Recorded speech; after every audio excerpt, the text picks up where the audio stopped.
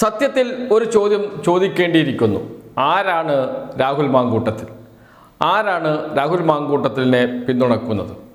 രമേശ് ചെന്നിത്തല കോൺഗ്രസിൻ്റെ പ്രവർത്തക സമിതി അംഗമാണ്, മുൻ പ്രതിപക്ഷ നേതാവാണ്, KPCC പ്രസിഡന്റായിരുന്നു, ആഭ്യന്തര വകുപ്പ് മന്ത്രിയായിരുന്നു, മുതിർന്ന നേതാവാണ് കേരളത്തിലെ. അദ്ദേഹം പറഞ്ഞു, രാഹുൽ മാങ്കൂട്ടത്തിൽ പ്രചാരണത്തിന് ഇറങ്ങരുത്, രാഹുൽ മാങ്കൂട്ടത്തിലിനെ കോൺഗ്രസിൽ നിന്ന് സസ്പെൻഡ് ചെയ്തിരിക്കുകയാണ്, കോൺഗ്രസിൻ്റെ പരിപാടികളിൽ പങ്കെടുക്കരുത്, അത് തെറ്റാണ് എന്ന് പരസ്യമായി 24 ന്യൂസിന് നൽകിയ ഇൻ്റർവ്യൂവിൽ കൃത്യമായും പറയുന്നുണ്ട് രമേശ് ചെന്നിത്തല. പക്ഷേ അതൊന്നും കേൾക്കാൻ രാഹുൽ മാങ്കൂട്ടത്തിൽ തയ്യാറാകുന്നില്ല. പ്രതിപക്ഷ നേതാവ് VD സതീശനും സമാനമായ അഭിപ്രായം പറഞ്ഞു. അതേക്കുറിച്ച് ഞാൻ ഒന്നും പറയുന്നില്ല. 2 തവണ നടപടിയെടുക്കാൻ കഴിയില്ല ഒരാൾക്കെതിരെ. പിന്നീട് അദ്ദേഹം കോൺഗ്രസിൻ്റെ പരിപാടികളിൽ പങ്കെടുക്കുന്നുണ്ട് എങ്കിൽ അതേക്കുറിച്ച് പറയേണ്ടത് KPCC പ്രസിഡന്റാണ് എന്നാണ് VD സതീശൻ പറയുന്നത്. KPCC പ്രസിഡന്റ് ആയിക്കോട്ടെ, അദ്ദേഹം പറയുന്നത് നിർജീവമാകാൻ പറഞ്ഞിട്ടില്ല എന്നാണ്. എന്ന് വെച്ചാൽ സജീവമാകുന്നതിൽ തെറ്റില്ല എന്ന്. അപ്പോൾ KPCC പ്രസിഡന്റാണ് എല്ലാ പിന്തുണയും നൽകുന്നത് രാഹുൽ മാങ്കൂട്ടത്തിലിന് എന്ന കാര്യം വ്യക്തമാണ്.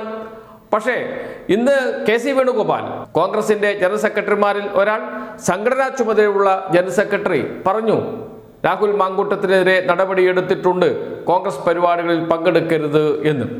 പ്രാദേശിക നേതൃത്വമാണ് അത് തീരുമാനിക്കേണ്ടത് എന്നുകൂടി പറഞ്ഞു വെക്കുന്നുണ്ട് KC വേണുഗോപാൽ. എന്ന് വെച്ചാൽ KC വേണുഗോപാൽ മൃദു സമീപനം സ്വീകരിക്കുന്നു, അത് നടപ്പാക്കുന്നത് KPCC പ്രസിഡന്റ് എന്ന് തോന്നുന്നു ഇപ്പോഴത്തെ കാര്യങ്ങൾ നീക്കാൻ. എന്തു തന്നെയായാലും കോൺഗ്രസ് നേതാക്കളുടെ നിലപാടൊന്നും എനിക്ക് ബാധകമല്ല എന്ന് പറഞ്ഞ് ഇന്നും പ്രചാരണത്തിന് ഇറങ്ങി മാധ്യമങ്ങളെ കണ്ടു രാഹുൽ മാങ്കൂട്ടത്തിൽ. അത് നമുക്ക് കാണാം.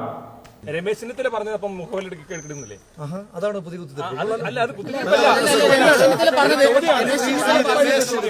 രമേശ് ചെന്നിത്തല എന്റെ നേതാവാണ്. രമേശ് ചെന്നിത്തല എന്താണ് പറഞ്ഞത് നല്ല ബോധ്യം എനിക്കുണ്ട്. ഞാൻ ഇവിടുത്തെ അദ്ദേഹത്തിന്റെ രമേശ് ചെന്നിത്തല അടക്കമുള്ള എന്റെ ഒരു നേതാവിന്റെ, അവരെല്ലാം എന്റെ നേതാക്കന്മാരാണല്ലോ, എൻ്റെ ഒരു നേതാവിൻ്റെയും ഒരു വാക്കിനെയും ധിക്കരിക്കുന്ന ഒരാളല്ല ഞാൻ. ഈ പാർട്ടിയുടെ പ്രവർത്തകരുടെ വാക്കിനെയും ധിക്കരിക്കുന്ന ആളല്ല ഞാൻ. തൽക്കാലം നിങ്ങളെപ്പോലുള്ള മാധ്യമങ്ങളുടെ വാക്ക് കേൾക്കാൻ താല്പര്യമില്ല. കുറഞ്ഞ പക്ഷം ഓഡിയോ സംഭാഷണമായിട്ടുള്ള നിങ്ങൾക്ക് പ്രത്യേകിച്ച് കോടതി ഒന്നുമില്ല, അദ്ദേഹം കോടതി നോക്കണം കേട്ടോ. നിങ്ങൾക്ക് കോടതി ഒന്നുമില്ലല്ലോ, ഉണ്ടോ? കോടതിയില്ല. അദ്ദേഹം കോടതി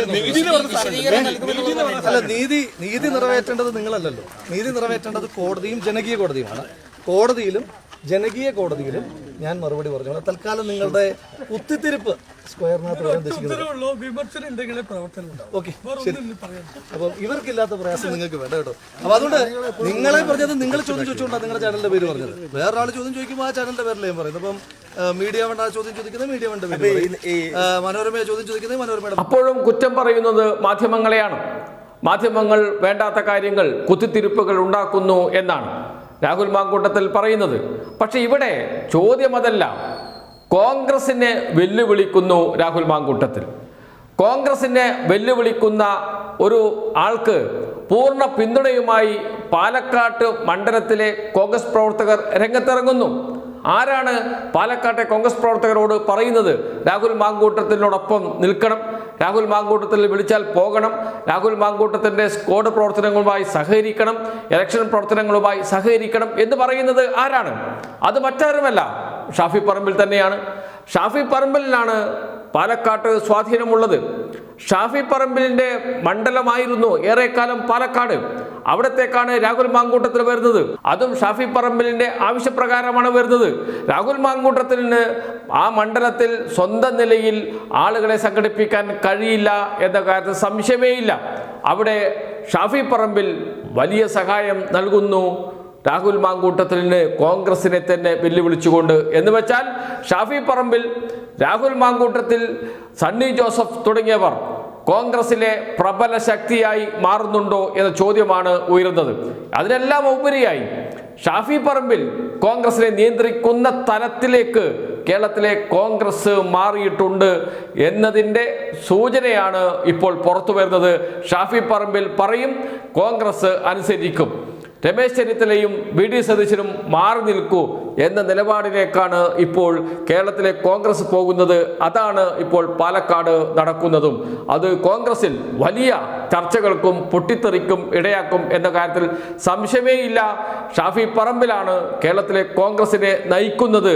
ആരാണ് ഇത്രയും പിന്തുണ ഷാഫി പറമ്പിലിന് കൊടുക്കുന്നത് എന്ന ചോദ്യത്തിന് വരും ദിവസങ്ങളിൽ ഉത്തരം കണ്ടെത്താൻ കഴിയും എന്ന് തന്നെയാണ് കോൺഗ്രസ് നേതാക്കൾ തന്നെ പറയുന്നത്. കോൺഗ്രസ് നേതാക്കളും വലിയ ആശങ്കയിലും സംശയത്തിലുമാണ്.